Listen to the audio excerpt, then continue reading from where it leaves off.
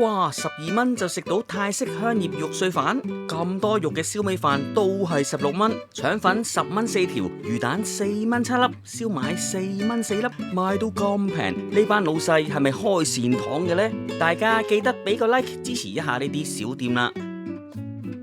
大家好啊，我係小黃，又要努力拍片賺點擊買大屋俾老婆啦。話說前排呢，就去咗日本長崎揾我嘅老友長崎良美，遲下有機會同大家介紹一下長崎呢個地方。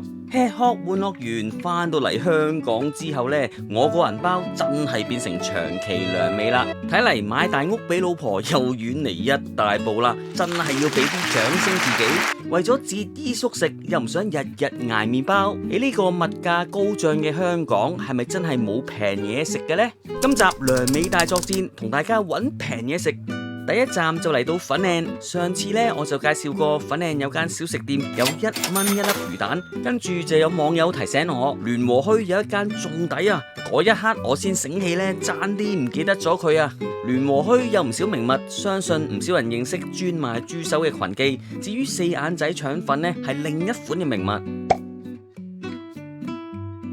唔少聯和墟街坊呢，一定就識呢間腸粉店。腸粉店開業好多年噶啦，佢嘅食物以平價見稱，腸粉10蚊4條，魚蛋4蚊7粒，燒賣4蚊4粒，都幾抵食下噶。我好耐都冇食過啦，今次可以順道回味一下。以前呢度係街市嚟噶，我記得細個嗰陣呢，經常同屋企人嚟到呢度買餸，而家已經係活化咗。嚟到呢度食腸粉，可以講係有另一番嘅滋味。我買咗10蚊腸粉、4蚊魚蛋、4蚊燒賣，呢度都好夠食噶啦。腸粉除咗要夠滑之外，醬汁都好關鍵嘅。我中意多醬汁，越多就越好，特別係甜醬同埋芝麻。有啲地方好似合益泰咁，甚至會加豬油添。不過我就唔加辣椒醬嘅。呢度嘅腸粉熱辣辣，皮薄而且滑溜，唔會過於軟糯。加埋啲醬汁，細個嘅回憶都翻晒嚟啊！淨係腸粉就有啲單調，當然要配搭魚蛋同埋燒賣啦。4蚊有7粒魚蛋，真係平到你唔信啊！喺香港邊度揾啊？魚蛋有原味或者咖喱味揀嘅，我就揀咗咖喱味。呢款魚蛋口感紮實，有傳統嘅陳皮香味，辣度比預期中勁喎。中意食辣嘅會覺得過癮，我認為味道有少少搶。至於燒賣4蚊4粒，就唔係嗰種呢成口粉嗰啲劣質貨，都係普通嗰啲魚肉燒賣咁，就冇乜特別，純粹為咗豐富個口感。食到飽都係18蚊，簡單而美味。當然啦，我就唔係叫你特登山長水遠走入嚟粉嶺食腸粉，目的都係想俾你知道，原來仲有咁抵食嘅腸粉。如果有機會嚟到粉嶺，不妨可以試下呢度經濟又實惠嘅腸粉。第二站嚟到葵芳，葵涌廣場呢，一向係平價小食集中地，呢度就有好多餐廳小食店揀嘅。如果要掃街，遊客就會去旺角，本地人一定係嚟到葵涌廣場。話說葵涌廣場有間專賣泰式食物嘅小食店，除咗有常見嘅泰式食物，佢哋有一個長崎良美餐，12蚊有一盒香葉肉碎煎蛋飯，20蚊有一盒豬頸肉煎蛋飯，有冇咁抵先？我就買咗盒香葉肉碎煎蛋飯嚟試下。去邊度食好呢？一於就去新都會廣場呢個休憩空間用餐先。香葉肉碎煎蛋飯被譽為泰國嘅國民美食，呢度12蚊一盒。雖然佢嘅份量呢精緻咗少少，但係12蚊嚟講都算係咁噶啦。你去便利店買盒叮叮飯都唔止呢個價錢啦。我形容係輕量午餐，晚上食就未必夠飽啦。呢款食物講求鹹、香、辣3種味道嘅平衡，務求做到香濃辛辣嘅味道。唔知道係咪遷就翻香港人嘅口味啦？雖然餐牌呢款食物係有粒辣椒喺度，但係食落呢就辣得唔夠過癮，係冇乜辣味噶，香葉味亦都唔夠突出，但豆角都爽脆嘅，仿佛呢淨係普通豆角炒肉碎咁，同平時喺泰國餐廳食到嘅香葉肉碎唔太似。呢款食物另一個精髓就在於隻蛋度，隻蛋最緊要係流心脆邊。我最初以為呢隻蛋係煎到熟晒，原來仲有蛋汁嘅。將蛋汁、肉碎同埋飯撈勻佢，口感會變得順滑。通常介紹呢啲平價食物，肯定會有觀眾會話12蚊一盒飯，你仲想點啊？嫌三嫌四，冇錯，平就平啦，但係味道同樣重要噶嘛，所以睇下你要啲乜啦。12蚊的確係抵，我認為比較適合唔求高質但求食得嘅朋友。我嗰日路過見到呢檔嘅單餸飯都好抵食喎，單餸飯只要15蚊啫，價錢又唔貴噃。隔幾日後我又嚟試下呢度嘅兩餸飯，食物款式就唔算話太多，大概就有10款食物。你想有選擇困難症都難啊，始終要平衡翻個價錢。我見到一啲魚柳啊或者肉餅，份量都係比外面兩餸飯店細小。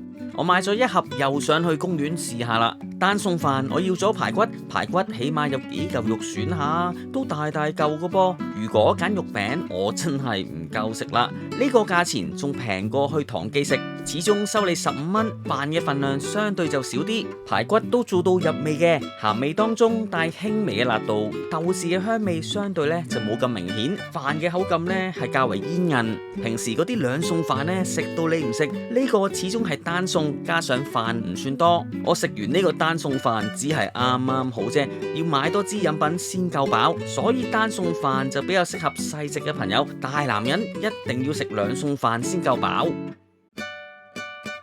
下一站嚟到荃灣楊屋道街市附近，一向係買餸嘅好地方。平時買盒燒味飯都要20幾蚊啦。話說有間燒味店竟然16蚊就買到啦，係咪真嘅先？心水清嘅觀眾應該估到，冇錯，就係呢間啦。朗益燒味工房嘅燒味飯一向以平價見稱，深水埗、元朗都有分店嘅。有網友肯定會話，好多人都介紹過啦，有心就唔怕遲。朝頭早11點去到2點，單雙拼飯都只係16蚊啫，平到我都唔知講乜好啦。原來仲有捐飯活動添，其實係咪開善堂㗎？燒味飯價錢平到咁，所以有好多人嚟到買飯盒，買咗之後會俾個號碼你去攞，好快就攞到個飯盒啦。我買咗盒叉燒油雞飯，都係16蚊，加5蚊要多罐汽水。我就決定喺公園慢慢品嘗。呢盒飯雖然收你16蚊，但係同平時嗰啲燒味飯呢差唔多大細，冇縮水，望到都好足料下。燒味飯揀叉燒，我認為性價比係最高最穩陣，因為佢啖啖肉又唔使甩骨，啱晒我呢啲懶人。叉燒望落去都精神嘅，起碼唔係全瘦先，仲燒到有少少嘅窿邊。叉燒肉質就唔係乾柴，入口都軟熟嘅，係腍中帶爽，窿位食起嚟有啲脆口。同一般嗰啲燒味店叉燒嚟比，冇話因為16蚊而將貨就價。16蚊嚟講呢係絕對收貨，甚至高過預期添。至於豉油雞又點呢？豉油雞係咪好食？關鍵就在於浸雞嘅功夫。我認為豉油雞嘅質素相對就爭啲啦。豉油雞嘅味道淡啲，唔夠入味。豉油雞都有肉嘅，唔係話斬頭斬尾皮包骨。雞肉一定就唔係滑噶啦，但又唔算話柴嘅。老實講，16蚊唔要求得太多噶啦。個飯就乾身少少，唔知道可唔可以叫多汁嘅呢？都想燒味店賺多啲嘅，要咗罐可樂支持一下。燒味飯賣到咁平，其實都唔知賺乜啊！我諗燒味店都係想薄利多銷，吸引你去買其他嘅燒味。我上網睇到都有唔少人質疑過燒味店係咪用一啲不明來歷嘅肉先賣到咁平。如果真係有問題啊，人哋就唔會喺度咁耐啦，一早就俾食環署查牌上報紙啦，仲開到分店。16蚊一個飯盒換來一餐溫飽，食嘅係人情味。呢盒燒味飯真係抵食。今集介紹咗咁多平價抵食嘅嘢，唔知道大家又有冇一啲平價心水好介紹呢？不妨留言話俾我知啊！今集時間差唔多，記得要訂閱、讚好同埋撳埋旁邊嘅鐘仔。多謝各位收睇，開心嘅時間過得特別快，又係時候講拜拜，拜拜。